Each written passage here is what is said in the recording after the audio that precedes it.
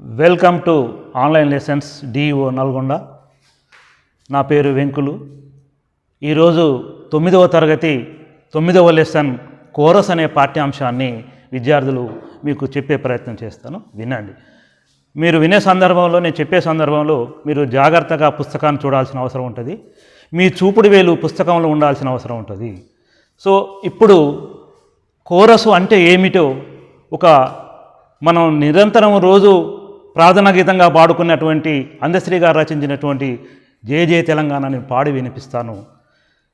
జయ జయ హే తెలంగాణ జననీ జయకేతనం, ముక్కోటి గొంతుకలు ఒక్కటైన చేతనం. జయ జయ హే తెలంగాణ జననీ జయకేతనం, ముక్కోటి గొంతుకలు ఒక్కటైన చేతనం. తరతరాల చరిత గల తల్లి నీరాజనం, తరతరాల చరిత గల తల్లి నీరాజనం. 10 జిల్లల నీ పిల్లలు ప్రణమిల్లిన శుభతరుణం. జై తెలంగాణ, జై జై తెలంగాణ, జై తెలంగాణ, జై జై తెలంగాణ. ఇది వ్యక్తిగతంగా సింగిల్గా పాడేటువంటిది. ఈ పాటనే అందశ్రీ గారితో ఒక 10 మందితోటి కలిసి పాడేది, దాన్ని కోరస్ అంటాం. దాన్ని ఉదాహరణగా మీ ముందు ఉంచే ప్రయత్నం చేస్తాను. ఈ యొక్క కోరస్ పాటను వినవలసిందిగా విద్యార్థులను కోరుతున్నాను. తెలంగాణ మాతృగీతంతో ఈ కార్యక్రమం ప్రారంభమవుతుంది. జయ జయ హే తెలంగాణ జననీ జయకేతనం, ముకోటి గొంతుకలు ఒక్కటైన చేతనం. జయ జయ హే తెలంగాణ జననీ జయకేతనం, ముకోటి గొంతుకలు ఒక్కటైన చేతనం. జయ జయ హే తెలంగాణ జననీ జయకేతనం, ముకోటి గొంతుకలు ఒక్కటైన చేతనం. తరతరాల చరిత గల తల్లి నీరాజనం, తరతరాల చరిత గల తల్లి నీరాజనం, తరతరాల చరిత గల తల్లి నీరాజనం, తరతరాల చరిత గల తల్లి నీరాజనం. 10 జిల్లల నీ పిల్లలు ప్రణమిల్లి శుభతరుణం. జై తెలంగాణ, జై జై తెలంగాణ. విద్యార్థులు విన్నారు కదా. ఇప్పుడు నేను మొట్టమొదటిగా పాడినటువంటి పాటకి, ఇప్పుడు యుగల గీతంగా పాడినటువంటి పాటకి కాస్తంత మీరు వ్యత్యాసం ఉన్నది చూసి ఉన్నారు. ఒక్కలుగా పాడినటువంటిది, ఒక సింగిల్గా పాడినటువంటి దానికి, 10 మంది కలిసి పాడినటువంటి దానికి, దాన్నే కోరసు అంటాం. కోరసు అంటే ఒక వ్యక్తి పాడే పాటకు 10 అంటే 3 కంటే ఎక్కువ, 4 కంటే ఎక్కువగా ఉన్నటువంటి గొంతును కలపడమే కోరసు అంటాం.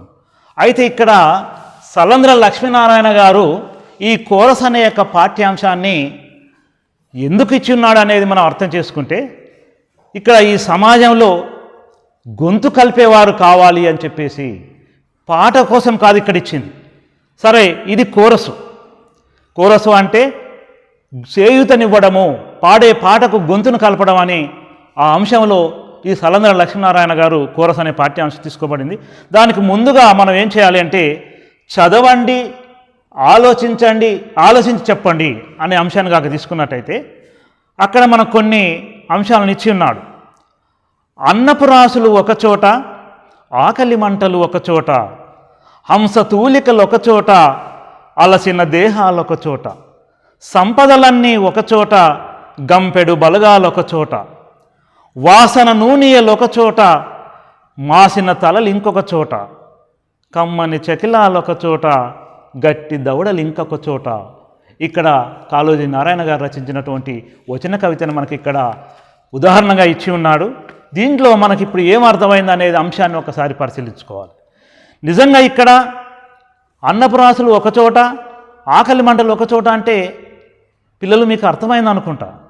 బహుశా ఇక్కడ తినేవాడికి రాసుల కొద్దీ అన్నం ఉన్నప్పటికీ తినే యోగ్యత లేకపోవడం, ఆకలైనటువంటి వాడికి అన్నం తిందామంటే అన్నం లేకపోవడం అనేది. అంటే ఇక్కడ రెండు వర్గాలను, సమాజంలో ఉన్నటువంటి రెండు వైరుధ్యాలను సూచించే ప్రయత్నం చేసినాడు కవి. ఇక అంశతూలికలు ఒకచోట, అలసిన దేహాలు ఒకచోట అంటే ఇక్కడ ఒక పట్టుపరుపుల పైన పడుకున్నటువంటి వారు ఒక వర్గం ఉన్నారు, ఇంకొక వర్గము కటిక నేల మీద ఉన్నవారనే కవి యొక్క భావన. అంతేకాకుండా సంపదలు ఇంకొక చోట, సంపదలు ఇంకొక చోట, గంపెడు బలగాలు ఒక చోట. ఇక్కడ సంపదలు ఒకే దగ్గర కేంద్రీకృతమై ఉన్నవి. ఇక్కడ జనాభా ఎక్కువగా ఉన్నటువంటి పిల్లలు, గంపెడి పిల్లలు అంటే దానికి ప్రతీకగా మనం ఏం తీసుకోవాలంటే దారిద్ర్యం అని తీసుకోవాలి. ఇక్కడ ధనమంతా ఒక చోట ఉన్నది, ఏమీ లేనటువంటి వాళ్ళ దరిద్రం అనేది ఒక చోట ఉన్నది అనే అంశం ఇక్కడ మనం అర్థం చేసుకోవాలి. వాసన నూనెలు ఒక చోట, మాసిన తలలు ఇంకొక చోట. ఒక వర్గానికేమో సుగంధ ద్రవ్యాలతో కూడినటువంటి తైలాలను, అదే నవరత్నం లాంటి తైలాలను మనం ప్రకటనలో చూపిస్తూ ఉంటుంటాం, గుమగుమ వాసన వస్తుంది, మీ నల్ల జుట్టుగా మారుతుందని చెప్తుంటాం. ఇంకొక వైపేమో ఆ జుట్టుకు నూనె రాసుకోవడానికి కూడా స్థితి లేనటువంటి, స్థాయి లేనటువంటి ఒక వర్గం ఉన్నది అని చెప్పడానికి ఇక్కడ.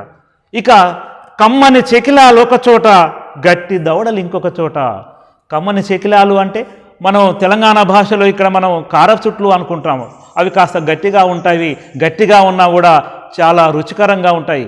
కానీ తిందాం అనుకునేటువంటి వాడికి ఇక్కడ చెకిలాలు లేవు, చెకిలాలు ఉన్నటువంటి వాడికి నవలడానికి దవడలు మాత్రమే ఉన్నాయి, దంతాలు లేకుండా ఉన్నాయి. అంటే ఆ యోగ్యత లేదు అని చెప్పేసి. అంటే పిల్లలు ఇక్కడ ఈ కాళోజీ నారాయణరావు గారు ఈ కవితలో మనకు అర్థమైన అంశాలు ఏమిటో మీకు తెలిసిందనుకుంటా. మీరు కవిత విన్నారు కదా, ఇప్పుడు అర్థం చేసుకున్నారా? అర్థం చేసుకున్నట్టయితే ఇక్కడ మనకు కొన్ని ప్రశ్నలు ఇచ్చినాడు, ఆ ప్రశ్నలు మిమ్మల్ని అడుగుతా. ఇప్పుడు దీన్ని అర్థం చేసుకున్నారు కాబట్టి చెప్పాలి. ఇక్కడ ఈ కవితా పంక్తులు ఏ విషయం గురించి చెప్తున్నాయి, దేని గురించి చెప్తున్నాయి మిత్రులారా? పిల్లలు చెప్పండి, దేని గురించి? ఏది నువ్వు చెప్పింది కరెక్టేనా? ఏంటి నువ్వు చెప్పింది? ఓకే, ఆకలి మంటల గురించి చెప్పినదా? వెరీ గుడ్, ఆకలి మంటల గురించి చెప్పింది. అంతేకాకుండా ఈ సమాజంలో అసమానతలు ఉన్నవి, ఒకరి దగ్గర ఒక వస్తువు నిలువగా ఉన్నది, ఒకరి వద్ద ఆ వస్తువు లేకుండా ఉన్నది. వెరీ గుడ్, అసమానతల గురించి చెప్తున్నది అని చెప్తున్నాం. అయితే రెండో ప్రశ్న చూడండి, అలసిన దేహాలకు ఏం కావాలి? ఏం కావాలి చిన్న చెప్పు? అలసిన దేహాలకు ఏం కావాలి? కంటి నిండా నిద్ర కావాలి. వెరీ గుడ్, ఏం చెప్పినావు మిత్రుడు, ఏం చెప్పినాడు చూడండి. ఏం కావాలన్నాడు? అలసిన దేహాలకి కంటి నిండా నిద్ర కావాలి. కంటి నిండా నిద్ర ఒక్కటే మాత్రమే కాదు మిత్రుడు, చిన్న నువ్వు చెప్పు. కడుపు నిండా తిండి కూడా ఉండాలి. ఏముండాలి మరి? కడుపు నిండా తిండి ఉండాలి. ఈ కడుపు నిండా తిండి ఉంటేనే ఈ శరీరానికి కాస్తంత ప్రశాంతత ఉంటుంది, శాంతి ఉంటుంది. అలసిన దేహాలకు శాంతి కావాలి అని చెప్తున్నాను. మూడో ప్రశ్న చూడండి, అమ్మాయి నువ్వు చెప్పు నాన్న. అన్నపు రాసులు ఒక చోట, ఆకలి మంటలు ఒక చోట అంటే నీకేమీ అర్థమైంది నాన్న చెప్పు. మళ్ళొకసారి ప్రశ్న విను. అన్నపు రాసులు ఒక చోట, ఆకలి మంటలు ఒక చోట. ఆహారం తినేటువంటిదంతా ఒక వర్గం దగ్గర మాత్రమే ఉన్నది, ఇంకా తినేటువంటి వారికి ఏమో ఆహారం లేదు. అంతేగా నాన్న నువ్వు చెప్పింది? రైట్, యు ఆర్ రైట్, నువ్వు చెప్పింది కరెక్ట్ నాన్న. ఇట్లా మనం అర్థం చేసుకోవాలి ఆ ప్రశ్నను. ఇంకా నాలుగవ ప్రశ్న, కమ్మని చెకిలాలు ఒక చోట, గట్టి దవడలు ఇంకొక చోట అనడంలో కవి ఉద్దేశం ఏమిటి? బాబు నువ్వు చెప్పు నాన్న ఈ నాలుగో ప్రశ్నకు జవాబు. కమ్మని చెకిలాలంటే, గట్టి దవడలు అంటే రెండు అంశాలను మీరు అర్థం చేసుకోండి. ఏమిటి మరి ఇక్కడ కమ్మని చెకిలాలంటే? ఇక్కడ కమ్మనైనటువంటి ఈ చెకిలాలు అంటే జంతికలు అని కూడా అంటాము.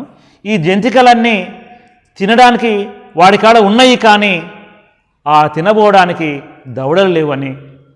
అంతే కదా నువ్వు చెప్పింది? ఓకే. అట్లాగనే తిందాం అనుకునే దంతాలు ఉన్నటువంటి వాడికి తినబోతే జంతికలు లేవని చెప్పేసి. అంటే ఇక్కడ ఏమి అర్థం చేసుకోవాలంటే, ఈ సమాజంలో అసమానతలు ఉన్నాయి, వైరుధ్యాలు ఉన్నాయి. ఈ వైరుధ్యాలను రూపమాపాలని చెప్పేది ఈ యొక్క కవితా పంక్తుల యొక్క భావము అని చెప్పేసి కాళోజీ గారు మనకు అందిస్తున్నారు. పిల్లలు విన్నారు కదా, చదవండి, ఆలోచించి చెప్పండి. ఇప్పుడు మనం ఈ యొక్క కోర్సు యొక్క పాఠం ఉద్దేశం గురంలోకి వెళ్దాం. ఏమిటికి ఈ యొక్క పాఠాన్ని మనకి ఇచ్చినాడు మరి అంటే, ఒకసారి నేను చదువుతాను, మీరు జాగ్రత్తగా వినండి. తన చుట్టూ సమాజంలో జరుగుతున్న సంఘటనల మీద విద్యార్థికి ఒక అవగాహన కలిగి ఏది మంచో ఏది చెడో తెలుసుకునేటట్లు చేయడం ఈ పాఠం యొక్క ఉద్దేశం. ప్రధానంగా సలంద్ర లక్ష్మీనారాయణ గారు ఈ పాఠ్యాంశాన్ని పిల్లల కోసం ఎందుకు ఇచ్చినాడు అంటే, ఈ సమాజం, అసలు సమాజం అంటే ఏమిటి చెప్పు, సమాజం అంటే ఏమిటి అనుకుంటున్నారు మీరు? మానవుల యొక్క సమూహమే సమాజము, దాన్నే సంఘం అని కూడా అంటుంటాం. మరి ఈ సంఘంలో మనుషులం కదా, మనం అందరూ సమానంగా ఉండాలి కదా, మరి హెచ్చుతగ్గులు ఎందుకు, ఇలా ఎందుకు ఉండాలి అనే అంశాన్ని విద్యార్థి దశ నుండి మీరు తెలుసుకోవాలి. ఎక్కడ కూడా వివక్షత అనేది ఉండకూడదు, ఒకరు ఎక్కువగా ఒకరు తక్కువ అనే భావన అనేది ఉండకూడదు. ఈ సమాజంలో ఉన్నటువంటి వర్గ యొక్క హెచ్చుతగ్గులు కానీ వర్ణం యొక్క హెచ్చుతగ్గులు కానీ ఉండకూడదు అని చెప్పడానికి ఈ ప్రధానంగా మీరు తెలుసుకోవాల్సిన అవసరం ఉన్నది. ఈ సమాజంలో, ఈ సంఘంలో మంచి చెడులు రెండు సమాంతరంగా నడుస్తూ ఉంటుంటవి. మరి నడుస్తున్న సందర్భంలో విద్యార్థులుగా మీరు దేన్ని అనుసరించాల్సి ఉంటుంది? ఈ సమాజంలో అనేక సంఘటనలు, అనేక సందేహాలు, అనేక అంశాలు మనకు ఎదురవుతూ తాకుతూ ఉంటుంటాయి. మరి అందులో ఏది మంచి ఏది చెడో తెలుసుకోవాల్సిన విచక్షణ జ్ఞానం మనకు విద్యార్థి దశ నుంచి అలవడాలని చెప్పేసి ఈ యొక్క పాఠం ఉద్దేశంలో కవి చెప్తున్నాడు. ముఖ్యంగా ఉదాహరణకి మనం ఏది మంచి ఏది చెడు అన్నప్పుడు ఒక సెల్ ఫోన్నే తీసుకుందాం. ఇవాళ ప్రపంచం అంతా కూడా సెల్ ఫోన్లో ఉన్నది. కానీ ఆ సెల్ ఫోన్లో ఎంత మేరకు మంచి ఉన్నదో అంత మేరకు చెడు కూడా ఉంటుంటుంది. మరి ఏది స్వీకరించాలి మనము? ఆ సెల్ ఫోన్ ద్వారా ఆ సెల్ ఫోన్లో చెడ్డవి ఉన్నాయని పారేసుకుందామా? కాదు కదా. అందులో ఏవైతే మంచి ఉన్నదో, ఏదైతే ఉపయుక్తమైనటువంటి అంశాలు ఉన్నాయో వాటిని మాత్రమే తీసుకోవాలి. ప్రధానంగా ఈ కోరస్ అంశం ద్వారా సలంద్ర లక్ష్మీనారాయణ గారు మనకు అందించేటువంటి అంశం ఏంటంటే, విద్యార్థులకు మీరుగా ఈ సమాజాన్ని అర్థం చేసుకోవాలి. చదవడం చాలా సులభం, కానీ సమాజాన్ని చదవడం అనేది చాలా కష్టము. సమాజాన్ని ఈ వయసు ఉంటే చదువుకొని ఈ సమాజం యొక్క పోకడలలో తెలుసుకొని మంచి చెడులను, ఏది మంచి ఏది చెడు తెలుసుకోవాలని చెప్పేసి ఈ పాఠం యొక్క ఉద్దేశం మనకు అందిస్తున్నారు. అట్లాగే ఇంకొక అంశం, మనం పాఠ్యభాగ వివరాల్లోకి వెళ్ళినట్టయితే ఈ పాఠ్యభాగ వివరాలు చూడండి. ఇది మనకు తెలుగు సాహిత్యంలో అనేక సాహిత్య ప్రక్రియలు ఉన్నాయి. తెలుగు సాహిత్యంలో కాదు, ఇంగ్లీష్ సాహిత్యంలోనే ఉంటాయి, ఉర్దూ సాహిత్యంలో ఉంటాయి, ఇతర భాషలలో కూడా ఉంటాయి. కానీ మనకు ఎక్కువగా తెలుగు సాహిత్యంలో అనేక ప్రక్రియలు ఉన్నాయి. అది వ్యాసం కావచ్చు, కవిత కావచ్చు, కథానిక కావచ్చు, పద్యం కావచ్చు, గద్యం కావచ్చు, వ్యాసం కావచ్చు, ఇట్లా అనేక రకాలైనటువంటివి ఉన్నవి. కానీ ఇక్కడ మనకు ఏమి పరిచయం చేస్తున్నారంటే, ఈ ప్రక్రియ పరిచయం ఏమిటంటే వచన కవితాన్ని పరిచయం చేస్తున్నారు.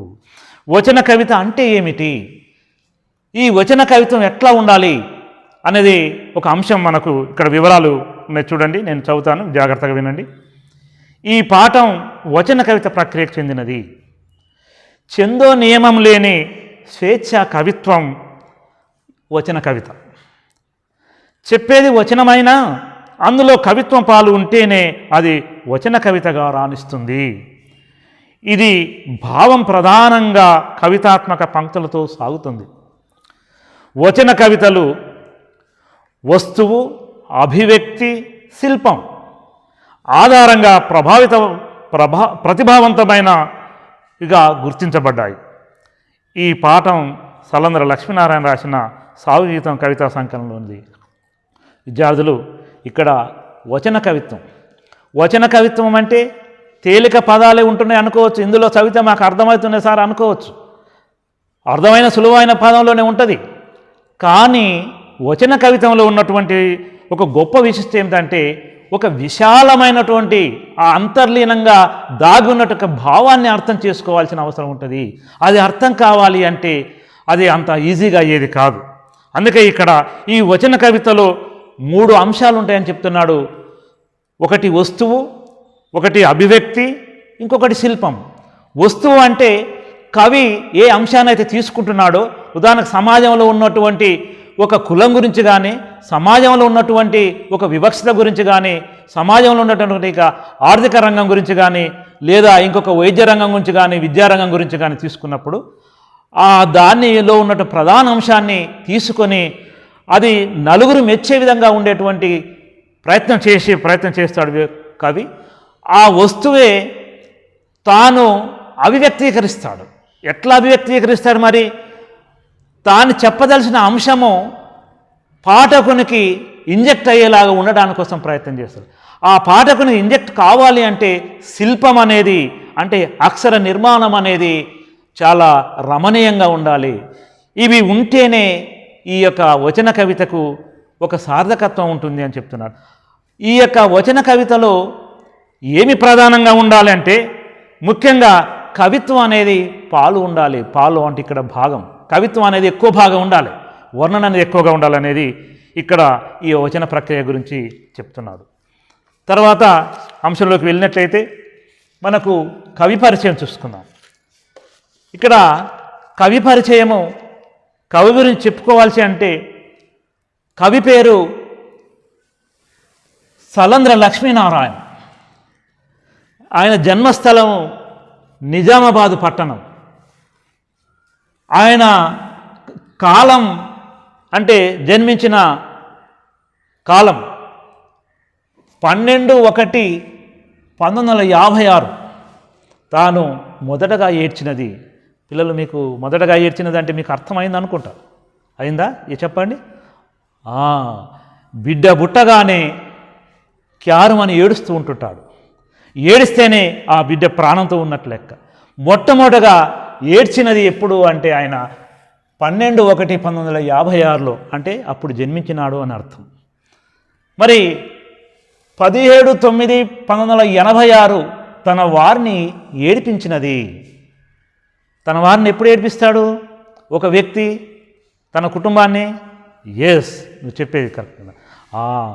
తాను మరణించినప్పుడు, అంటే ఆయన జనన మరణాల తేదీలో ఇవి మనం అర్థం చేసుకోవాలి. రచనలోకి వెళ్ళినట్లయితే వేడిగాలి మొదటి కవితా సంకలనం. ఈ లక్ష్మీనారాయణ గారి కవితా సంపుటి మొట్టమొదటిది వేడిగాలి.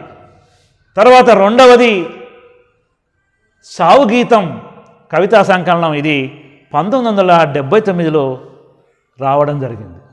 అంతేకాకుండా దళిత మేనిఫెస్టో కవిత, ఇది దళిత ఉద్యమానికే పునాదిగా నిలిచింది. ఇది కవి పరిచయం. మరి ముఖ్యంగా ఈ కవి పరిచయం, కవి గురించి తెలుసుకోవాలి అంటే ఒక అభ్యుదయ కవి, ఒక తెలంగాణ కాంక్షించినటువంటి కవి, తక్కువ కాలంలోనే ఎక్కువ సందేశాన్ని ఇచ్చి సమాజానికి మేలు చేసినటువంటి కవి ఎవరైనా ఉన్నారంటే అది సలంద్ర లక్ష్మీనారాయణ గారు. ఇంకొకరు మనం అలిశెట్టి ప్రభాకర్ గారు. మీకు 9వ తరగతి అయిపోయిన తర్వాత 10వ తరగతిలో వస్తుంటుంది నగరగీతం అనే పాఠం. వారు కూడా తక్కువ కాలంలోనే మన సమాజానికి ఒక చైతన్యాన్ని, ఒక అభ్యుదయాన్ని అందించిపోయినటువంటి కవి. ఇది కవి పరిచయానికి సంబంధించినటువంటిది. పిల్లలు, చివరిగా ఈ పాఠ్యాంశంలో మనం నేర్చుకోవాల్సిన అంశము, చూడాల్సిన అంశము ప్రవేశిక. ప్రవేశిక అంటే ఏమిటి? ఎందుకు ఈ ప్రవేశిక అంటే పాఠ్యాంశంలో ఏ అంశమైతే ఉన్నదో ముందస్తుగా టూకీగా ఈ ప్రవేశిక చదివితే మనకు ముందస్తుగానే అర్థమైపోద్ది. ఆ అర్థం కావడానికి కోసం అందులో ఆ పాఠ్యాంశంలో ఏ అంశాలు ఉన్నాయో పూర్తిగా కాకపోయినా టూకీగా కొన్ని అంశాలు ఉంటున్నాయి. వాటి గురించే వివరించేటువంటి అంశమే ఈ యొక్క ప్రవేశిక. పాఠ్యాంశంలోని విషయాలనే కాస్తంత ముందస్తుగా వివరించేటువంటి అంశాలు ఏవైతే ఉన్నాయో వాటిని ప్రవేశిక అంటాము. ఆ ప్రవేశిక చదువుతాను, చూడండి. నన్ను కాదు చూడాల్సింది, పుస్తకం చూడాలి నాన్న. ఓకే. వాస్తవాలు కఠినంగా ఉంటాయి. సమాజం కొత్త పోకడలను తొందరగా స్వాగతించదు. అయినా వాటిని గురించి పదే పదే చెబుతూ ఆచరిస్తూ ఉంటే ఎన్నో ప్రయత్నాల తర్వాత గుర్తించి ఆ తర్వాత అంతరిస్తుంది కూడా. ఈ నిజం తెలిసిన కవి తన పాటకు సమాజం కోరస్ అవుతుందని ఎంతో ఆత్మవిశ్వాసంతో ప్రకటిస్తున్నాడు. ఆ వైనాన్ని చదివి తెలుసుకుందాం. ఇందులో ఇక్కడ కవి ఏం చెప్పదలుచుకున్నాడు? మరి ఒక వాస్తవాలు చెప్పదలుచుకున్నాడు, ఒక నిజాన్ని చెప్పదలుచుకున్నాడు. నిజము నిష్ఠూరంగా ఉంటుండొచ్చు, బహుశా నిజం నిష్ఠూరంగా ఉంటుందని మన పెద్దవాళ్ళు అంటూ ఉంటున్నారు. నిష్ఠూరం అయినప్పటికీ కూడా ఈ సమాజంలో ఉన్నటువంటి ఈ యొక్క కొత్త ధోరణులు ఏ విధంగా ఉన్నాయి, ఎట్లా ఉన్నాయి అని చెప్పేసి, ఈ సమాజం మారాలంటే అంత తొందరగా మారదు. ఆ మారడానికి ఈ కవి చేస్తున్న తపన, తాను అందిస్తున్నటువంటి కోరసే ఈ యొక్క పాఠ్యాంశము. ఈ పాఠ్యాంశాన్ని ఒకసారి చూడండి. నేను చదువుతున్నప్పుడు జాగ్రత్తగా వినాలి. ఇది వచన కవితము. నేను భూమికి ఆకాశానికి ఉన్న సంబంధాన్ని చెప్తే వీళ్ళు నవ్వుతారు. నేను పువ్వుకి ముళ్ళకి భేదం చెప్తే వీళ్ళు కోప్పడతారు. నేను ప్రవాహానికి నిశ్చలతకి రూపం కల్పిస్తే వీళ్ళు ససేమిరా ఒప్పుకోరు. నేను ఆలోచనకి ఆచరణకి అర్థం చెప్తే వీళ్ళు అపార్థం చేసుకుంటారు. నేను మేధస్సుకి మూర్ఖత్వానికి సామ్యం చూపితే వీళ్ళు నా మీద రాళ్ళు విసురుతారు. నాకు తెలుసు నేను మీ ముఖాలు చూసుకుండంటూ ప్రతిబింబం చూపిస్తే వీళ్ళు ఆ అద్దాన్ని ముక్కలు ముక్కలుగా చెక్కలుగా పలగొట్టేస్తారు. నేను గొంతెత్తి ఒంటరిగా పాట పాడినా మాట్లాడినా నా గొంతు నొక్కేయ ప్రయత్నిస్తారు. నేను ఒంటరిగా ఆలోచనల్లో ఊరికే ఊసుకుపోక పరుగులు తీస్తే నన్ను పిరికి వెదవని మూర్ఖున్నని చూపుడు వేలుతో చంపేస్తారు. అయినా నాకు తెలుసు రేపు వీళ్ళే నా పాటకి కోరస్ అందుకుంటారు. నాకు భయం లేదు. నేను నేడు ఈ పాట ఒంటరిగానే పాడుకుంటాను. నేడు ఈ పాట ఒంటరిగానే పాడుకుంటాను. పిల్లలు, ఈ కవిత విన్నారు కదా. ఈ కవితలో ఉన్నటువంటి పదాలను, ఈ కవితలో పదాలకు ఉన్నటువంటి భావాన్ని మనం అర్థం చేసుకునే ప్రయత్నం చేద్దాం. మీరు మరొకసారి చూడండి. నేను ఇప్పుడు చదివే ప్రయత్నం చేస్తాం. మళ్ళీ నేను అంటే ఇక్కడ మనం ఎవరిని అర్థం చేసుకోవాలో కవి అని చెప్తున్నాను. నేను భూమికి ఆకాశానికి ఉన్న సంబంధాన్ని చెబితే వీళ్ళు నవ్వుతారు. ఎందుకు నవ్వుతారు? వీడు పిచ్చోళ్ళలాగా ఉన్నాడు, ఈ భూమికి ఆకాశానికి సంబంధం చెప్తాడట అంటాడు. కానీ ఆ సంబంధాన్ని తెలుసుకోవాల్సిన అవసరం ఉందని కవి చెప్తాడు. ఏమిటి ఈ భూమికి ఆకాశానికి ఉన్న సంబంధము? ఈ భూమి ఆకాశాలు ఎవరు? పంచభూతాలలో రెండు ఇవి ముఖ్యమైనటువంటివి. అంటే పంచభూతాలు అంటే 5 ఉన్నాయి. భూమి, ఆకాశము, నిప్పు, వాయువు, తర్వాత ఇంకొకటి చెప్పండి. ఇప్పుడు 5 అని చెప్పుకున్నాం కదా. భూమి, ఆకాశం, తర్వాత నీరు, గాలి, నిప్పు. ఓకే, వీటిని పంచభూతాలు అంటారు. ఈ పంచభూతాలలో 5 కూడా ప్రధానమైనటువంటివే.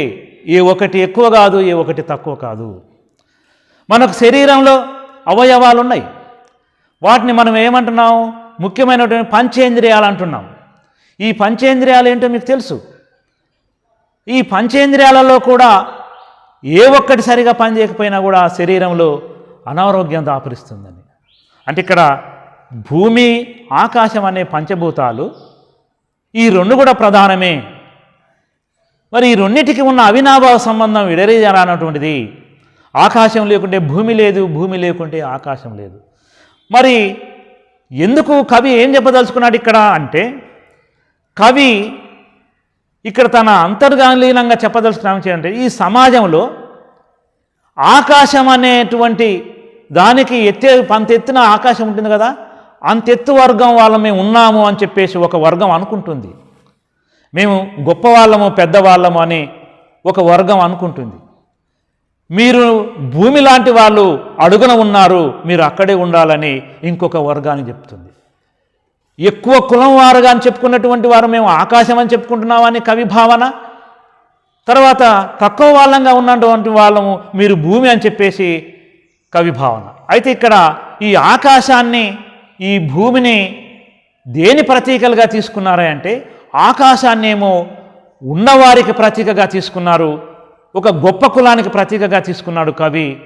భూమినేమో ఒక లేని వారికి, ఒక పేదవారికి ప్రతీకగా తీసుకొని చెప్తున్నారు. దాన్ని అర్థం చేసుకోవాలి మనం ఇక్కడ. ఇలా పంచభూతాలు అన్ని సమానం అనుకున్నప్పుడు ఈ సమాజంలో ఉన్నటువంటి మనుషులమంతా సమానం అనే భావన లేకపోవడం వల్లనే ఇవాళ ఈ భావజాలాన్ని కవి చెప్తున్నాడు. అట్లాగే నేను పువ్వుకి ముళ్ళకి భేదం చెప్తే వీళ్ళు ఒప్పుకోరు.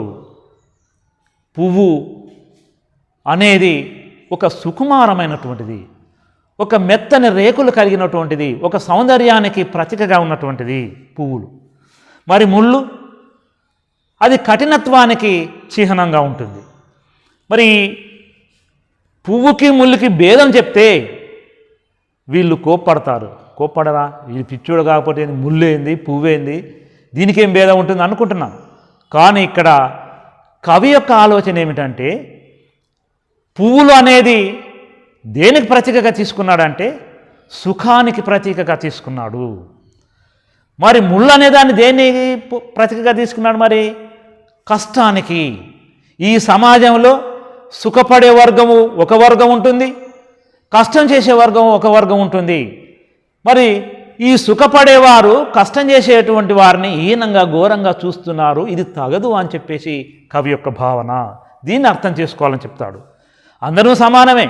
ఇక్కడ సమాజంలో మనిషి వృత్తుల వారు ఉన్నారు, అనేక వృత్తుల వారు ఉన్నారు. ఒక వృత్తి గొప్పది, ఒక వృత్తి తక్కువదని ఒక ఏహమైన భావన ఉండకూడదు అని చెప్పేసి వృత్తుల సమాజమే, సమాహారమే ఈ సమాజము.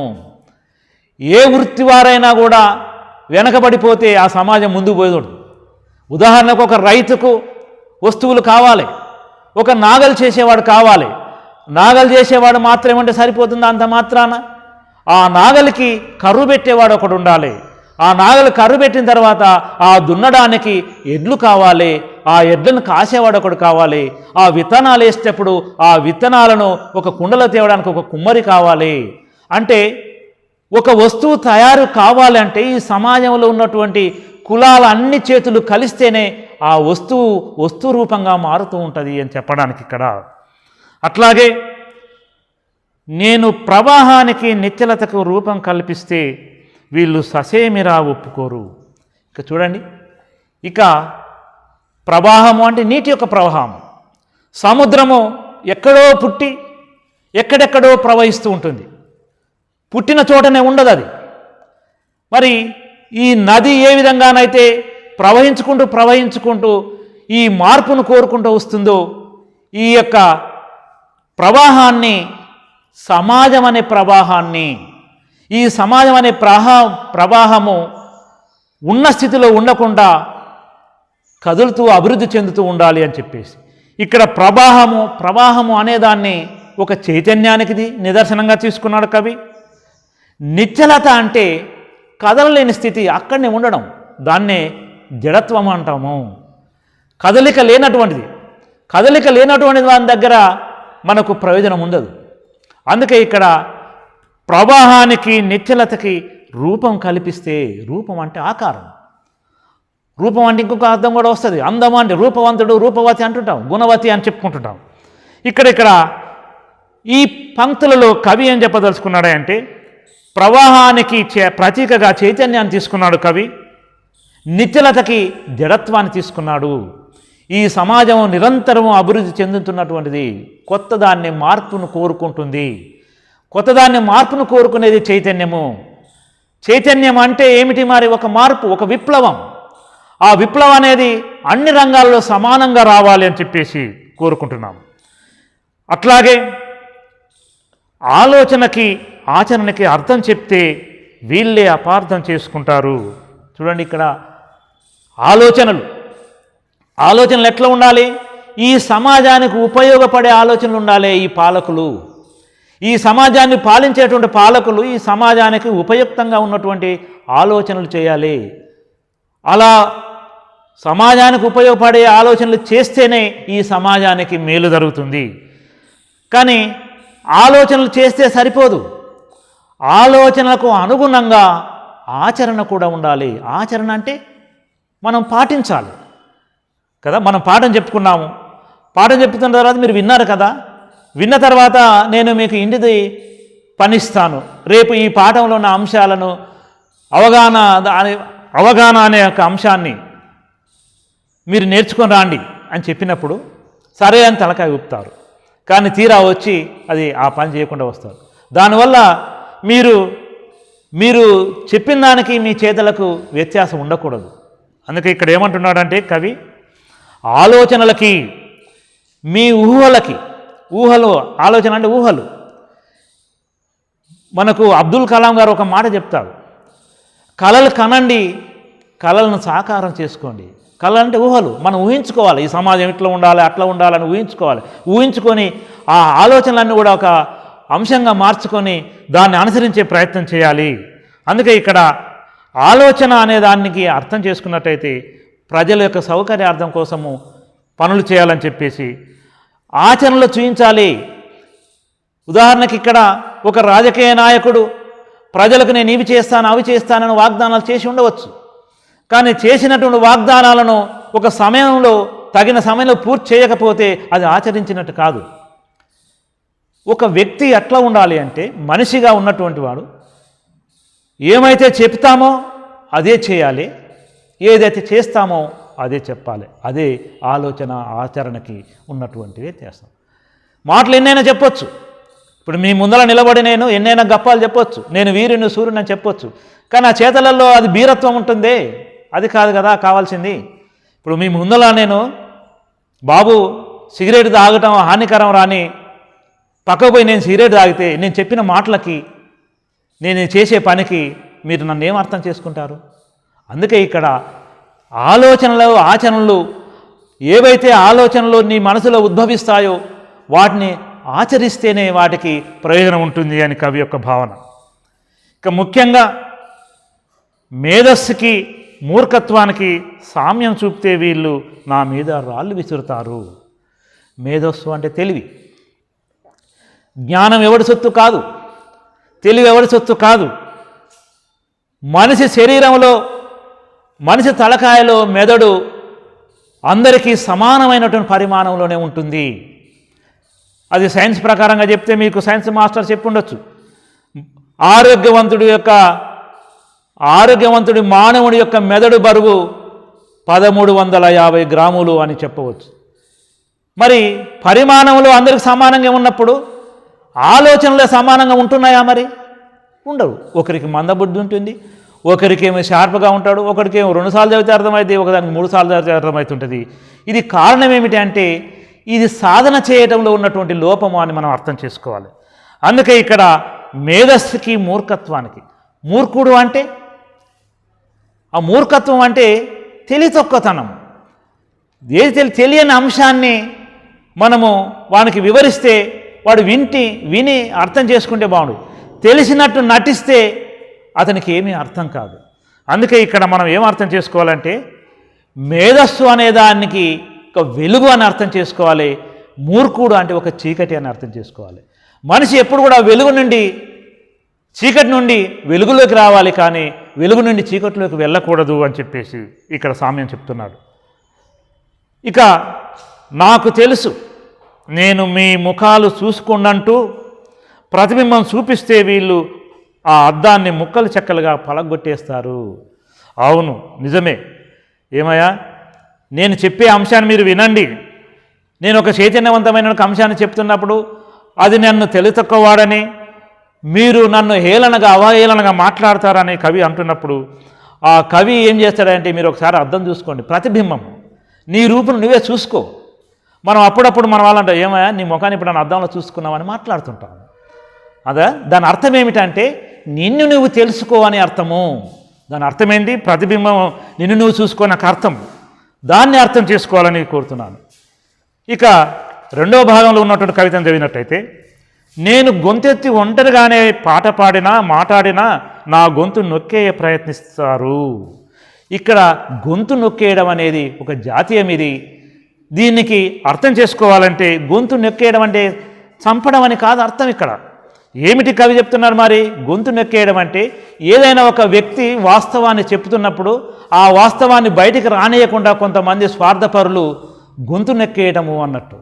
ఉదాహరణకి ఇవాళ రైతులు ఢిల్లీలో మాకు ఈ యొక్క కొత్త చట్టాలు వద్దు, మాకు అన్యాయం జరుగుతున్నాయని చెప్పేసి గొంతెత్తి అక్కడ నినదిస్తుంటే ఇక్కడ పాలకులు వాళ్ళ గొంతు నొక్కే ప్రయత్నం చేస్తున్నారు. అంటే చంపడం అని కాదు దాని అర్థము.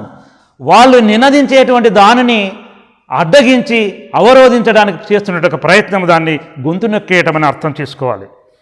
ఒంటరిగా ఆలోచనల్లో ఊరికే ఊసిపోక పరుగులు తీస్తే నన్ను పిరికి వెదవనని మూర్ఖునని చూపుడు వేళ్లతో చంపేస్తారు. ఒంటరిగా, ఇవాళ నేను ఒంటరిగానే కావచ్చు, ఎప్పుడైనా కూడా సప్త సముద్రాలైనా కూడా సుక్క కలిస్తేనే సంద్రం అవుతుంది, పైసా కలిస్తేనే రూపాయి అవుతుంది. మనం మొట్టమొదటగా ఒక సంఖ్యలు లెక్క పెట్టాలంటే 1000 అని ఒక్కసారి లెక్క పెట్టము, 1 2 కాంచే లెక్క పెడతాము. కాబట్టి అది అక్కడి నుంచే ప్రారంభమవుతుంటుంది. నేను ఒక్కనే కావచ్చు కాక, ఇవాళ నేను ఒంటరిగా ఒక్కనిగా కూర్చున్నప్పుడు ఆ ఒంటరిగా ఉన్న సందర్భంలో ఏవో ఆలోచనలు చేస్తున్న సందర్భంలో నన్ను పిచ్చివాడని అంటూ ఉంటుంటారు. నేను ఏమీ ఊసుబోక అంటే పొద్దుపోక అని అర్థం మన తెలంగాణ భాషలో. పొద్దుపోక ఏదో ఆలోచన చేస్తూ ఉంటే పరుగులు తీస్తుంటే వీడు పారిపోతున్నాడు ఈ సమాజం నుంచి, ఈ మూర్ఖుడని నన్ను అంటూ ఉంటుంటారని కవి అంటున్నాడు. అయినా నాకు తెలుసు రేపు వీళ్ళే నా పాటకు కోరస్ అందుకుంటారు. కవి యొక్క ఆత్మవిశ్వాసాన్ని చివరికి ఏం ప్రకటిస్తున్నాడు మిత్రులారా, చిన్నారులారా వినండి. అయినా ఇవాళ నేను ఒంటరి కావచ్చుగాక, నా పాటకి మీరు తప్పకుండా రేపు వీళ్ళే నా పాటకు కోరస్ అందుకుంటారు. నాకు భయం లేదు, ఒక్కడిన నేనేం భయపడను. 1000 అడుగులు వేయాలన్నా మొట్టమొదటిగా ఒకే అడుగుతోటే ప్రారంభం అవుతూ ఉంటుంది. ఒక ఉద్యమం ప్రారంభం కావాలన్నా, ఒక చైతన్యవంతమైనటువంటి అభివృద్ధి సాగాలన్నా కూడా మొట్టమొదట ఎవరో ఒకరు ముందడుగు వేయవలసిందే, ఆ ముందడుగుకు మీరు అడుగులు కలపవలసిందే అని అంటున్నాడు కవి. నేడు ఈ పాట ఒంటరిగానే పాడుకుంటాను, మీరు వచ్చినా రాకున్నా నా ఆలోచనల ప్రకారం ఈ పాట నేను పాడుకుంటాను, ఈ పాట ఆగదు నాది, ఒంటరిగానే పాడుకుంటాను. ఈ ఒంటరిగా పాడుతున్న సందర్భంలో ఈ సమాజం నా వెంట కలిసి రావాలని, కలిసి వస్తుందని ఆశిస్తూ ఉన్నాను. మిత్రులారా విద్యార్థి మిత్రులారా, ఇప్పుడు పాఠ్యాంశానికి సంబంధించిన అంశాన్ని మనం తెలుసుకున్నాము.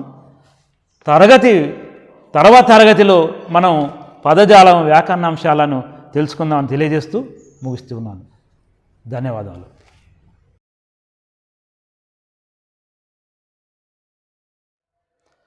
Welcome to online lessons DO Nalgonda. విద్యార్థులు, గత పాఠ్యాంశంలో మనము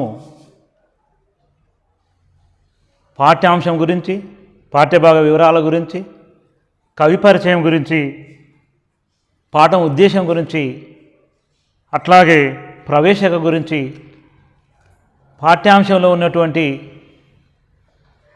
అంశాన్ని గురించి పూర్తిగా తెలుసుకున్నాం. ఈ పాఠ్యాంశంలో కవి చెప్పదలుచుకున్నటువంటి అంశమేమిదో మనం వివరించుకున్నాం. అయితే ఇప్పుడు ఈ పాఠ్యాంశంలో మనం ఒకసారి చూసినట్టయితే మొట్టమొదటగా మనకు అవగాహన ప్రతిస్పందన అంశాలుగా చూసినట్టయితే, ఈ అవగాహన ప్రతిస్పందనలో మనకు మొట్టమొదటగా కింద ఒక కవితా పంక్తులు ఇచ్చినాడు చూడండి. దాన్ని ఏం చేయమంటున్నాడు? కింది కవితా పంక్తులు చదవండి, భావం రాయండి. చూడాలి, నేను పాఠం చెప్తున్నప్పుడు మీరు పుస్తకం చూడాలి, తప్పకుండా చూడండి. అవి ఏమిటో ఒకసారి చదువుతాను, చదివి మీరు విన్నదాన్ని అర్థం చేసుకొని దీనికి భావం రాసే ప్రయత్నం చేయండి. ఆకులు లేకుంటే చెట్టునెలా గుర్తిస్తావు, పచ్చదనమే చెట్టుకు చిరునామా, చెరువులో బంగళాలు మొలిచాయి, నీ తల్లికి ఇన్ని సమాధులా, చెట్టుతనం కట్టెతనమైంది, చిగురు కలలేవి, చిటపటలు తప్ప. విన్నారుగా ఈ కవిత?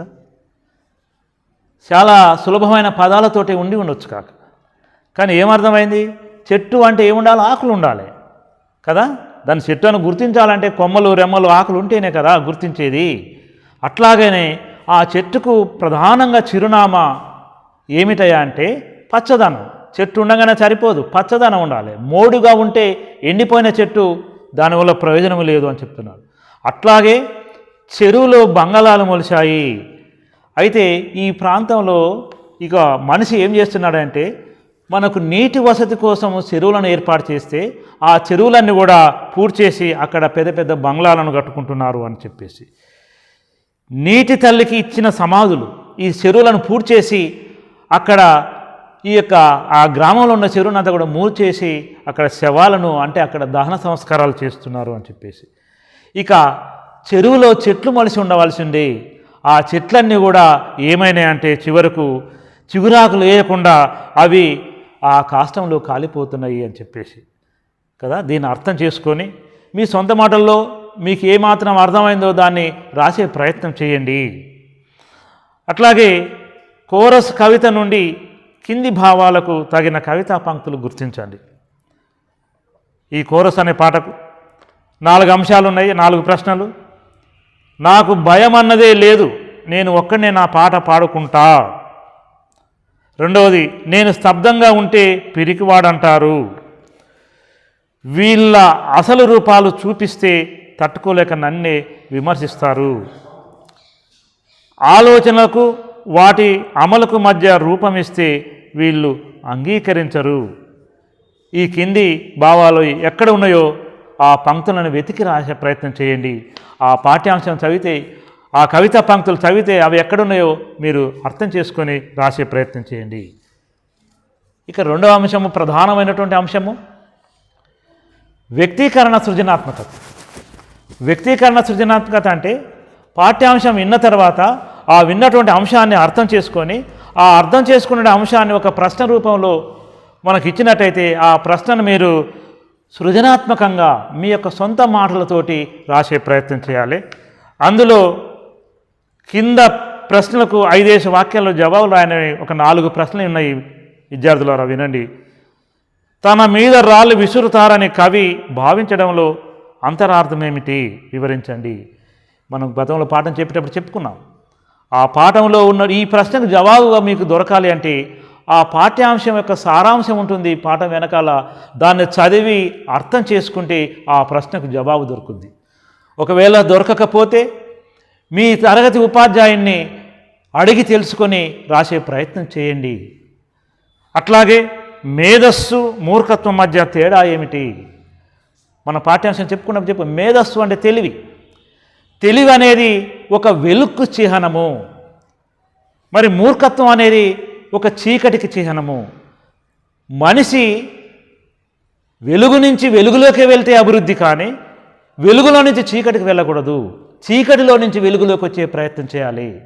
అది ఉన్నటువంటి వ్యత్యాసము. దీన్ని కూడా తెలుసుకొని మీ సొంత మాటల్లో రాయండి. సొంత మాటల్లో అంటే దాని అర్థమైంది, నీవే ఏదైతే అర్థం చేసుకున్నావో అర్థం చేసుకునే అంశాన్ని నీ పదజాలంతో నీ ఆలోచనకు తగ్గట్టుగా రాయాలి. అంతేగాని ఒక గ్రాంధిక భాషలో రాయాలి, లేదా ఒక సార్ చెప్పిన అంశాలని ఆ మాటల్ని రాయాలని ఏం లేదు. అందులో ఆ ప్రశ్న నీకు అర్థం కాయినటువంటి దాన్ని నీకు ఏం అర్థమైందో నీ భాషలో నీ భావంతో రాసే ప్రయత్నం చేస్తే దాన్ని సృజనాత్మకత అంటాము. ఆ ప్రయత్నం చేయండి.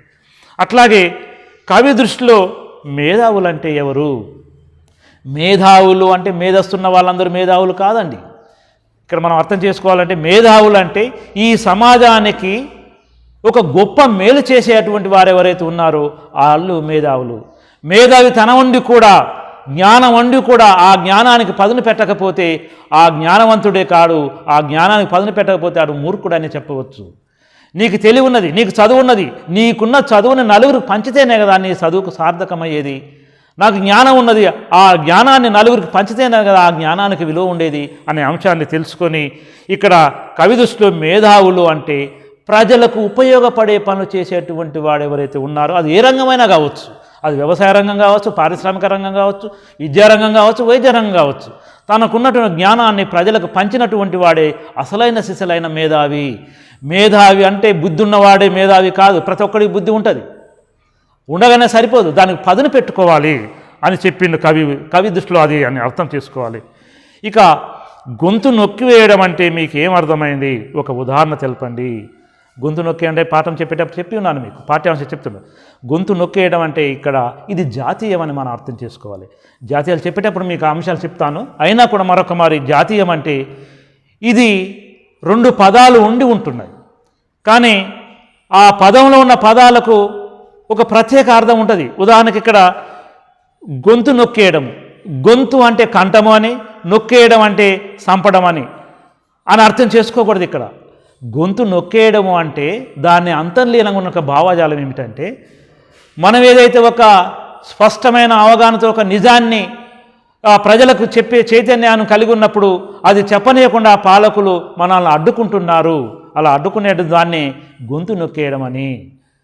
అంటే ఇక్కడ ఒక పారిశ్రామిక రంగంలో ఉన్నటువంటి కార్మికులు ఎవరైతే ఉన్నారో ఆ కార్మికులు నిరంతరం కష్టం చేసి పని చేస్తున్నటువంటి వారికి ఆ యాజమాన్యం ముందర మాకు రేట్లు పెంచాలి, జీతాలు పెంచాలని అడిగినప్పుడు, ఆ అడిగి ఉద్యమాలు చేస్తున్న సందర్భం నినాదం చేస్తున్నప్పుడు వాళ్ళను అరెస్ట్ చేయటం కానీ జైల్లో పెట్టడం కానీ చేస్తున్నారు.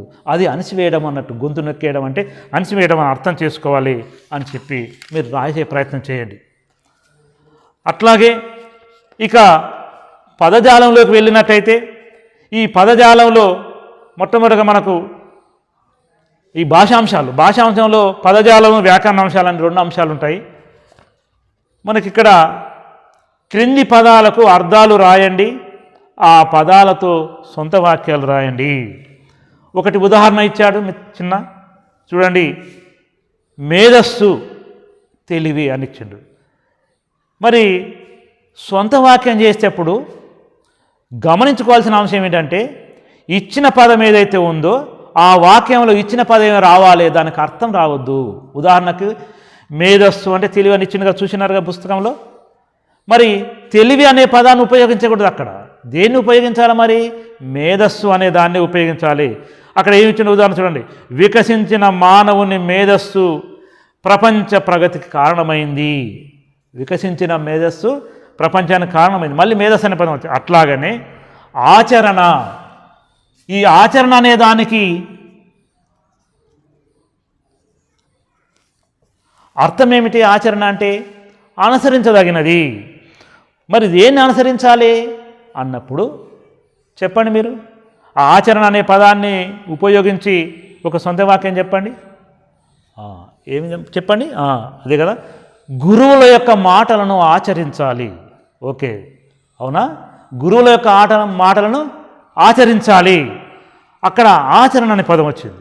రైట్, రాసుకోండి. ఆచరణ అనే పదానికి సొంత వాక్యంగా గురువుల యొక్క మాటలను ఆచరించాలి. గురువుల యొక్క మాటలు ఆచరిస్తే మనం భవిష్యత్తులో గొప్పవారం అవుతాము అనే ఒక భావన. ఇంకొకరు చూడండి, ప్రతిబింబం. ప్రతిబింబము అంటే అర్థం అని కూడా ఒక అర్థం వస్తుంది మనకు. ఇక్కడ మరి ఏం చెప్పుకోవాలి? మరి ప్రతిబింబము అంటే, ప్రతిబింబం అనే దానికి మనం అర్థం తెలుసుకున్నట్టయితే, సొంత వాక్యం తెలుసుకున్నట్టయితే, మీరు చిన్న పిల్లలు ఒక బకెట్లో నీళ్ళు పెట్టి ఆ నీళ్ళ దగ్గర కూర్చొని నిలబెట్టి ఆ పిల్లవాడిని నిలబెడితే ఆ బొమ్మను చూసుకుంటాడు. ఆ బొమ్మను చూసుకొని ఆ బొమ్మను చూసి నవ్వుతూ ఉంటాడు. అంటే దీన్ని ప్రతిబింబం ఏం రావాలి? మరి సూర్యుని యొక్క కిరణాలు చెరువులో పడి సూర్యుని ప్రతిబింబం కనిపిస్తుంది అని సొంత వాక్యంగా చెప్పుకోవచ్చు.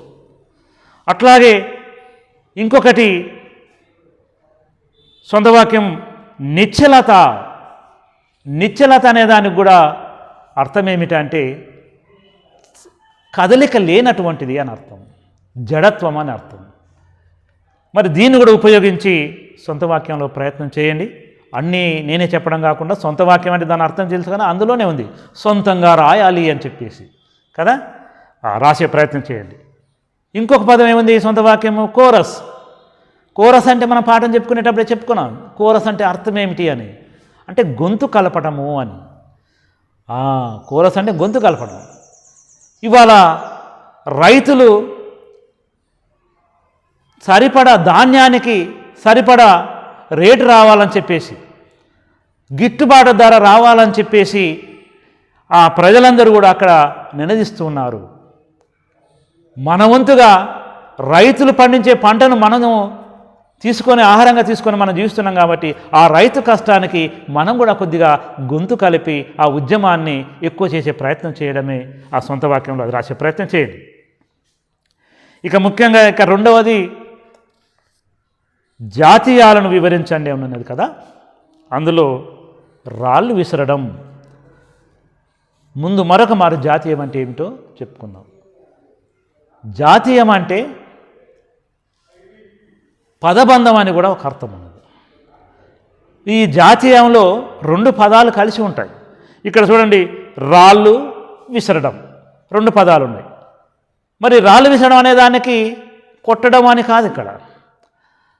అంటే ఏమర్థం చేసుకోవాలి మరి ఇక్కడ జాతీయం అంటే? జాతీయం అనేది ఒక భాషకు పరిమితమైంది, అది ఒక తెలుగు భాషకు మాత్రమే పరిమితమైంది. ఇది ఇంకో భాషలోకి మార్చేది కాదు. ఈ జాతీయం మారదు కూడా. ఎట్లా మారదు అంటే, ఉదాహరణకి మనకి ఇచ్చింది కదా, రాళ్ళు అంటే స్టోన్స్, విసరడం అంటే దాన్ని ఇంగ్లీష్లో ఏమంటారు, విసరడం అంటే త్రో కదా. మరి స్టోన్స్ త్రో అందామా? మారదు. జాతీయం అనేది ఆ భాషలో పుట్టినటువంటి పదము, ఆ ప్రజల నాలుకలలో పుట్టినటువంటి పదము. అది ఇంకో భాషలోకి మార్చడానికి వీలు లేనటువంటిది జాతీయం అంటే. ఇంగ్లీష్ మీడియం చదివే పిల్లవాళ్ళని ఒకసారి నేను అడుగున్నాను, చిన్న ఇంగ్లీష్లో ఈత చెట్టుని ఏమంటారు అంటే, ఓ ఈత చెట్టా సార్? ఈత అంటే స్విమ్మింగ్, చెట్టు అంటే ట్రీ, స్విమ్మింగ్ ట్రీ. ఇట్లా మారదండి. ఇట్లా కాదు. జాతీయం అనేది ఒక భాషలోకి ఇంకో భాషలోకి ఎట్టి పరిస్థితులు మారేది కాదు. అది అర్థం తెలుసుకోవాలి మీరు. జాతీయం అంటే 2 పదాలు ఉంటాయి, 2 పదాలకు విడగొట్టి వేరు వేరు అర్థాలు ఉంటే ఉండవచ్చు, కానీ దానికి ఒక విశిష్టమైన ప్రత్యేకమైన అర్థం ఉంటుంది. రాళ్ళు విసరడం అంటే నేను ఏదైనా ఒక చైతన్యవంతమైన పని చేస్తున్నప్పుడు అది గిట్టని వాళ్ళు తనపై రాళ్ళు విసిరే ప్రయత్నం చేయడం అంటే దాన్ని చేయకుండా నిలువరించడమే అనే అర్థము అనే సందర్భంలో ఈ జాతీయాన్ని వివరించడం అంటే వివరించడం అంటే దీన్ని ఎప్పుడు వాడతారో చెప్పాలి. అంటే రాళ్ళు విసరడం అంటే ఒక మంచి పని చేస్తున్నప్పుడు ఆ మంచి పని చేసేటువంటి వాడు గిట్టని వాళ్ళు ఎవరైతే ఉంటారో ఆ గిట్టని వాళ్ళు అతన్ని అణిచివేయటము, అతని మీద రాళ్ళు విసరడం అని. ఇక గొంతు నొక్కేయడం కూడా అంతే. గొంతు నొక్కేయడం అని కూడా మన పాఠ్యాంశంలో వచ్చింది, ఇంతకుముందు చెప్పినాం. అది కూడా జాతీయమే. ఆ గొంతు నొక్కేయడం అంటే తాను చేస్తున్నటువంటి పనిని బయటికి రానియకుండా నిలువరించడం అనే అర్థం. ఇక నెక్స్ట్ది కింది పదాలను విడదీసి సందుల పేర్లు రాయండి. ఇక్కడ సంధి అంటే అర్థం చేసుకోవాలి. పూర్వపద స్వరములకు పరపద స్వరము ఏకాదేశం బగుట. మీకు గత క్లాసులలో 6వ తరగతి నుంచే చెప్పుకుంటూ వస్తున్నారు మాస్టర్లు కదా. మరి ఒక పదం సంధిలో 2 పదాలు కలిసి ఉంటాయి. 2 పదాలను కలిపి ఒకే పదంగా పలికేది సంధి, ఏకపదంగా పలికేది సంధి. అందులో ఒకటి పూర్వపదం అని ఉంటుంది, రెండవది పరపదం. పూర్వం అంటే మొదటిది, పరము అంటే రెండవది. ఉదాహరణకి ఇక్కడ ఏమిచ్చాను మరి, చూసుకొండంటూ.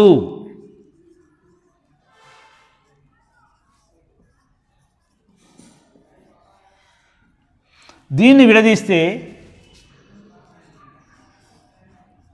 చూసుకొండు ప్లస్ అంటూ. ఇక్కడ ఇది పూర్వపదము, ఇది పరపదం. ఈ పూర్వపద స్వరములో ఉన్నటువంటి మొదటి దానికి, మొదటి కుండు అనే దాంట్లో ఊ ఉన్నది. ఇక్కడ పరపదంలో మొదటి అక్షరం ఆ ఉన్నది. ఇక్కడ ఊకు ఆ పరమై కొండంటూ మాట్లాడుతున్నాం. అంటే ఇది ఏ సంధి అని చెప్పుకోవచ్చు మరి? ఉకారానికి అచ్చుపరమైంది. ఉకారానికి అచ్చుపరమైతే ఏం చెప్పుకున్నాం గత క్లాసులో మనము? ఉత్వ సంధి. ఉత్తునకు అచ్చుపరం అయితే సంధి నిత్యం కదా, రైట్. ఇది ఉకార సంధి, అర్థమైంది అనుకుంటా. ఓకే. తర్వాత గొంతెత్తి, ఇది కూడా సేమ్ అదే సంధి. దాన్ని విడదీస్తే, చిన్న విడదీసి చెప్పు దాన్ని. గొంతెత్తి అనే దాన్ని విడదీయండి. గొంతు ప్లస్ ఎత్తి. ఓకే. గొంతు అన్నప్పుడు కూడా ఇక్కడ ఊ వస్తుంది నువ్వు చెప్పినటువంటి దాంట్లో. ఎత్తి అన్నప్పుడు ఏ వస్తుంది, కాబట్టి ఇది కూడా ఉకార సంధి.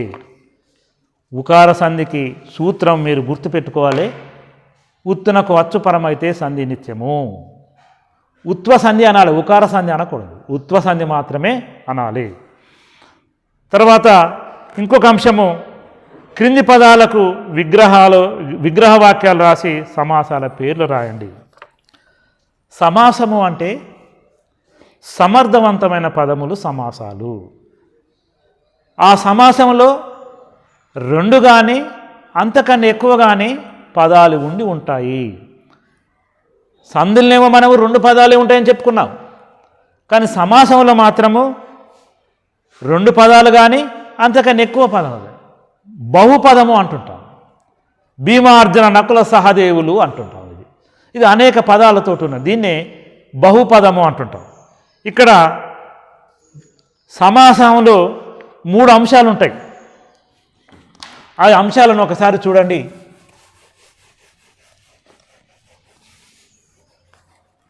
సమాస పదం,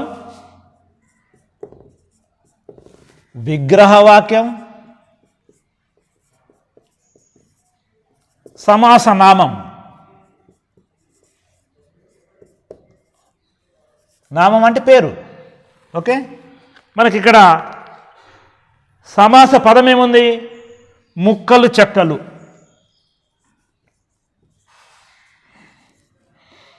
ముక్కలు చెక్కలు. దీనికి విగ్రహవాక్యం రాస్తాం. మరి ముక్కలు చెక్కలు అన్నప్పుడు చెప్పండి. ఇప్పుడు మీరిద్దరు అన్నదమ్ములు కదా, అన్నదమ్ములకి సమాసం చెప్పండి. అన్నయ్యను తమ్ముడును. ఓకే, అట్లాగనే అది ఏ సమాసం అవుతుంది? అన్నదమ్ములు చెప్పండి, ద్వంద్వ సమాసం అవుతుంది. మరి ఇక్కడ ఏమొచ్చింది? మరి ముక్కలును చెక్కలును, విగ్రహవాక్యం.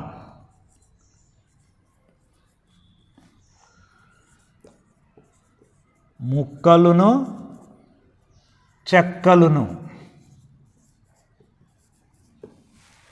మరి ఇది ఏ సమాసం? మరి మూడో భాగం ద్వంద్వ సమాసము.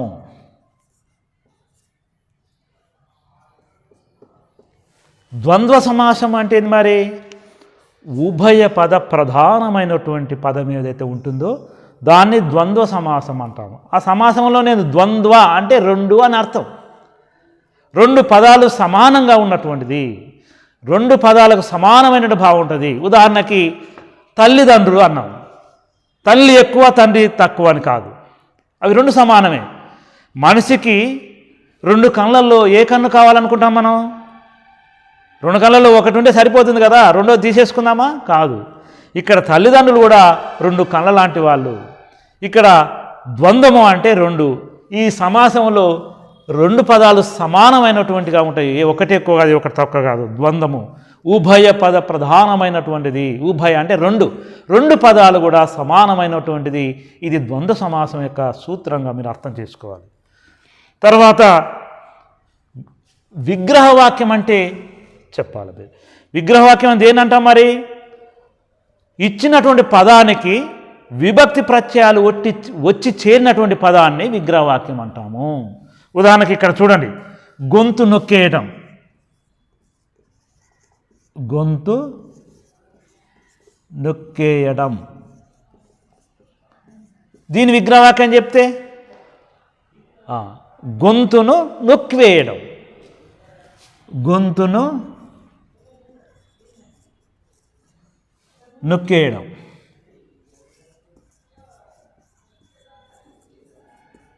ఇక్కడ ను అనేది విభక్తి ప్రత్యయం వచ్చింది. విభక్తి ప్రత్యయంతో కూడుకున్న పదాన్ని విగ్రహవాక్యం అంటాము. తెలిసిందా విద్యార్థులారా? విగ్రహవాక్యం అంటే ఇచ్చినటువంటి పదానికి విభక్తి ప్రత్యయాలు కలిసి ఉన్నట్టయితే అది విగ్రహవాక్యము. విగ్రహవాక్యంలో ఏ విభక్తి ప్రత్యయం అయితే చేరుతుందో దాని యొక్క సమాసం అవుతుంది. ఇక్కడ ను అనేది ఏ విభక్తి ప్రత్యయము? మనకు 6వ తరగతిలో 7వ తరగతిలో మనం నేర్చుకున్నాం. డుమువులు, ప్రథమ వ్యక్తి, నిన్ను నన్ను గూర్చి గురించి, తృతీయ విభక్తి ప్రత్యయాలు నేర్చుకున్నాం కదా. ఐడియా ఉందా? చెప్పు చిన్న. నువ్వు అనేది ఏంటిది? ఏ విభక్తి? Very good. ను అనేది ద్వితీయ విభక్తి కాబట్టి ఇది ద్వితీయ తత్పురుష సమాసము. ఏ విభక్తి అయితే ప్రత్యయంలో వస్తుందో ఆ యొక్క సమాసం అవుతుంది. అది గుర్తుపెట్టుకోవాలి. విన్నారా? ఇక తర్వాత నా పాట, నా యొక్క పాట.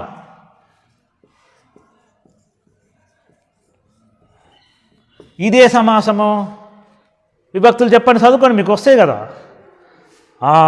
కిన్కుని యొక్క లోపల యొక్క అనేది మనకు విగ్రహ వాక్యంలో వచ్చింది కాబట్టి అది ఏ సమాసం అవుతుంది? షష్ఠి తత్పురుష సమాసం అవుతుంది. షష్ఠి విభక్తి ప్రత్యయం వచ్చి చేరింది కాబట్టి విగ్రహవాక్యంలో ఆ యొక్క షష్ఠి తత్పురుష సమాసం అవుతుంది. ఇది షష్ఠి తత్పురుష సమాసం. ఓకే, సమాసాలు అంటే అర్థమైంది అనుకుంటా. తర్వాత కింది పంక్తులను గమనించి వాటిలో ఉన్న అలంకారాలను గుర్తించి రాయండి. అలంకారములు అంటే మీకు 8వ తరగతిలో పరిచయం ఉందనుకుంటా బహుశా. సరే, అలంకారము అంటే మానవునికి ఏ విధంగానైతే అలంకారాలు మనిషికి ఉన్నటువంటి అందాన్ని రెట్టింపు చేస్తావో అట్లాగే కావ్యానికి కూడా కావ్య అలంకారాలు ఉంటవి. ఇప్పుడు మనకు అలంకారాలు అంటే నగలు, నట్ర, మనం గడియారం, కళ్ళజోడు, సూటు, బూటు వేసుకొని ఉండటం మనిషికి ఉన్నటువంటి సౌందర్యాన్ని రెట్టింపు చేసుకోవడం కోసం అలంకారాలు అంటాం కదా. అట్లాగనే మనిషికి ఏ విధంగానైతే తన అందాన్ని రెట్టింపు చేసుకోవడానికి మానవుడు అలంకారాలను ధరిస్తాడో సాహిత్యంలో కూడా కవులు తన రచనలను, తన కావ్యాలను, తన కవితలను అందంగా చేకూర్చడానికి వాటికి కూడా ఒక అలంకారాలు తగిలిస్తుంటాడు, అలంకారాలు చేకూరుస్తూ ఉంటుంటాడు, అందాన్ని చేకూరుస్తుంటాడు. ఉదాహరణకి రమణ పెదవులు ఎర్రగా ఉన్నవి. ఇందులో ఒక సామాన్యమైన పదమే, దాన్నే ఒక అలంకారప్రాయంగా, ఒక వర్ణనాతీతంగా ఆమె పెదవులు ఇవాళ రేపు అమ్మాయిలు ఫంక్షన్లో పోయినప్పుడు లిప్స్టిక్ పెట్టుకుంటారు, ఎర్రగా ఉంటాయి కదా. కాబట్టి దాన్ని దేంతో పోలుస్తాం? మరి వర్ణించాలి. ఆమె పెదవులు దొండపండులా ఎర్రగా ఉన్నవి. ఇది ఒక అలంకారప్రాయంగా చెప్పినటువంటిది. ఇప్పుడు నిజంగా సీత జడ ఎంత పెద్దగా ఉంది చూడు అన్నాం. అమ్మాయి జడ పెద్దగా ఉంది కదా, మరి దాన్ని ఏమంటాం? మరి ఆమె జడ తాసుబాం వలె నాట్యమాడుతున్నది అని చెప్పుకున్నాం. ఇట్లా ఒక అలంకారప్రాయంగా చెప్పుకున్నటువంటి ఈ అలంకారాలలో మనకు 2 రకాల అలంకారాలు ఉన్నాయని తెలుసుకున్నాము. ఒకటి శబ్దాలంకారాలు, ఒకటి అర్థాలంకారాలు. మరి ఏమిటి అర్థాలంకారాలు, ఏమిటి శబ్దాలంకారాలు? అర్థాన్ని బట్టి చెప్పేవేమో అర్థాలంకారాలు అనుకోవాలి, శబ్దాన్ని బట్టి చెప్పేవి శబ్దాలంకారాలు. విన్నారా? అర్థయుక్తమైనటువంటివేమో అర్థాలంకారాలు, శబ్దాన్ని బట్టి చెప్పేవేమో శబ్దాలంకారాలు. ఆ అలంకారాలు ప్రత్యేకంగా చెప్పుకున్నప్పుడు వాటి గురించి వివరించే ప్రయత్నం చేస్తాను. ఇప్పటి వరకు అయితే ఇక్కడ ఉన్నటువంటి చూడండి, ఇక్కడ పువ్వుకి ముళ్ళకి భేదం చెప్తే, ప్రవాహానికి నిశ్చలతకి రూపం కల్పిస్తే, ఆలోచనకి ఆచరణకి అర్థం చెప్తే అనే యొక్క 3 వాక్యాలలో మీరు పుస్తకంలోనే చూడండి. ఈ 3టికి ఏ అలంకారం ఉన్నదో, ఈ 3టిలో కలిపినటువంటి దానికి అలంకారం ఏమున్నదో చూడండి.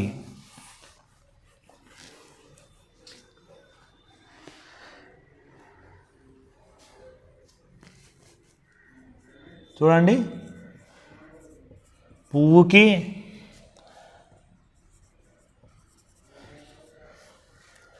ముళ్ళకి భేదం చెప్తే, ప్రవాహానికి నిశ్చలతకు రూపం కల్పిస్తే, తర్వాత ఆలోచనకి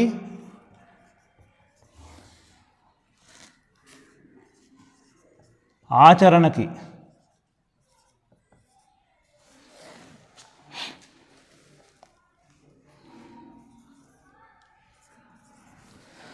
ఆచరణకి అర్థం చెప్తే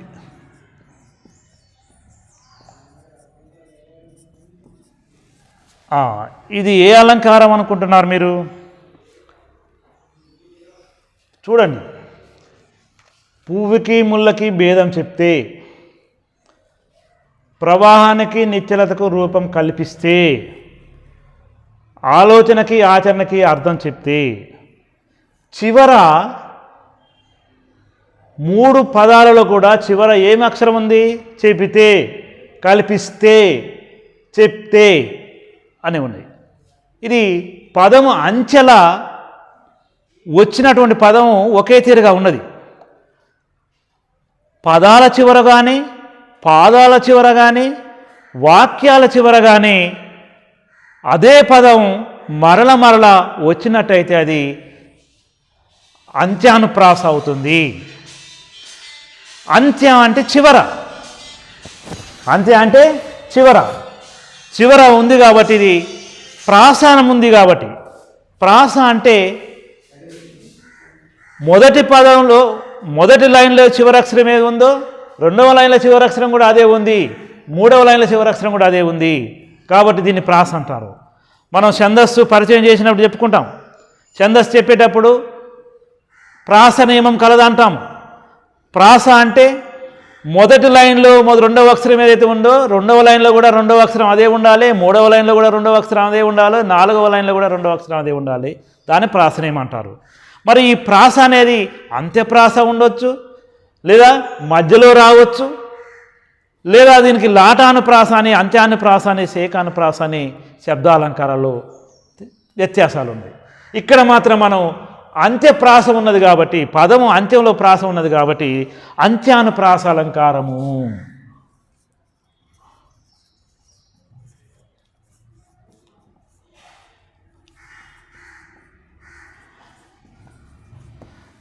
ఇది అంత్యానుప్రాస అలంకారం. ఎట్లా అయిందో అర్థమైంది కదా మీకు. చివర ప్రాస ఉన్నది, 3 పదాలు ఒక తిరుగున్నది. తర్వాత నెక్స్ట్, కిషోర్ లేడి పిల్లలా పరిగెడుతున్నాడు.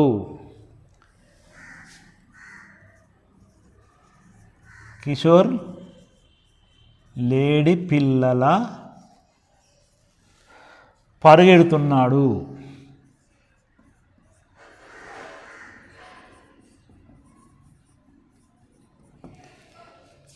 ఇక్కడ కిషోరు లేడి పిల్లల పరిగెడుతున్నారు. కిషోరు అనేది వ్యక్తి. వాస్తవానికి ఈ కిషోర్ అనే యొక్క పరుగును ఎవరితో పోల్చినాడు? మరి లేడితో పోల్చినాడు. కాబట్టి ఇది అదేమో శబ్దాలంకారము, ఇదేమో అర్థాలంకారము, అర్థాన్ని బట్టి చెప్పవలసినటువంటిది. ఇది మీకు గత క్లాసులలో రాలేదనుకుంటా, బహుశా ఛందస్సు వరకు 8th క్లాస్లో ఉన్నది. ఇక్కడ మీకు ప్రత్యేక తరగతిలో ఈ అలంకారాలు చెప్తాను, కానీ ఇప్పటి వరకు మాత్రం ఇది ఉపమా అలంకారము. ఉపమా మరి ఎట్లా చెప్పగలం ఇది ఉపమా అలంకారము అంటే? ఉపమానమును ఉపమేయముతో వర్ణించి చెప్పేదే ఉపమాలంకారము. ఉపమానమును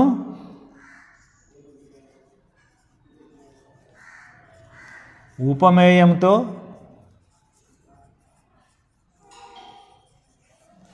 వర్ణించి చెప్పేది.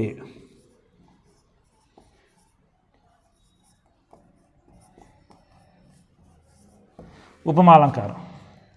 మరి ఈ అలంకారంలో 4 అంశాలు ఉంటాయి. ఉపమాలంకారంలో ఒకటి ఉపమానం, రెండవది ఉపమేయం, మూడవది ఉపమవాచకం,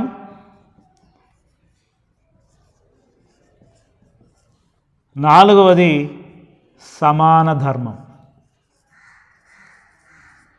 ఈ 4 అంశాలు. ఉపమానం అంటే పోలిక చెప్పేది.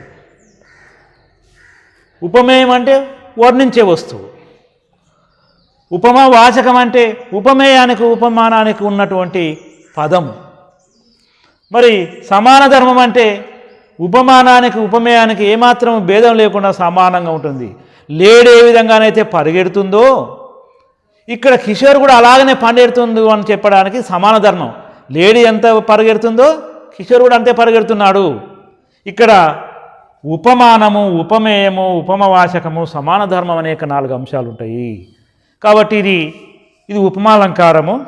ఇంకా దీని గురించి లోతుగా సమయం భావం సందర్భంలో నేను చెప్పలేకపోతున్నాను విద్యార్థులారా. నెక్స్ట్ తరగతిలో దాన్ని పూర్తిగా వివరిస్తే ప్రయత్నం తర్వాత చెప్తాను. తర్వాత ఇంకొకటి, మీ ఇంటి వాతావరణం పండగ వాతావరణం అన్నట్లున్నది. మీ ఇంటి వాతావరణం పండుగ వాతావరణం అన్నట్లున్నది. ఇక్కడ ఇది కూడా అర్ధాలంకారమే. ఈ అర్ధాలంకారాల గురించి వివరంగా చెప్పుకునే సందర్భంలో చూద్దాం. కానీ ఇప్పుడు ఇది ఏ అలంకారమో చూద్దాం ఒకసారి. మీ ఇంటి వాతావరణం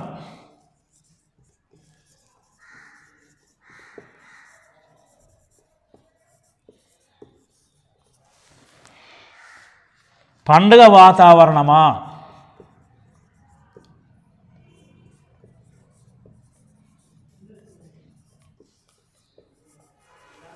పండుగ వాతావరణం అన్నట్లున్నది.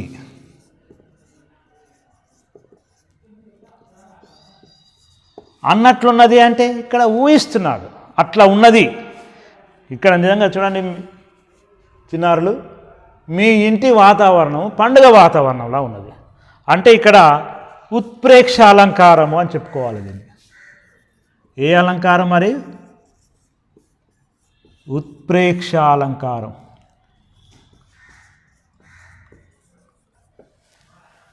ఉత్ప్రేక్ష అలంకారం అంటే ఊహించి చెప్పేది. ప్రధానంగా సమాన ధర్మాన్ని బట్టి ఉపమానాన్ని ఉపమేయంగా ఊహించేదే ఉత్ప్రేక్ష. సమాన ధర్మాన్ని అంటే ఆ రెండింటి ఒక సమన్వయాన్ని తీసుకుని సమాన ధర్మాన్ని బట్టి ఉపమానాన్ని ఉపమేయంగా ఊహించి చెప్పేది కాబట్టి ఉత్ప్రేక్ష. ఈ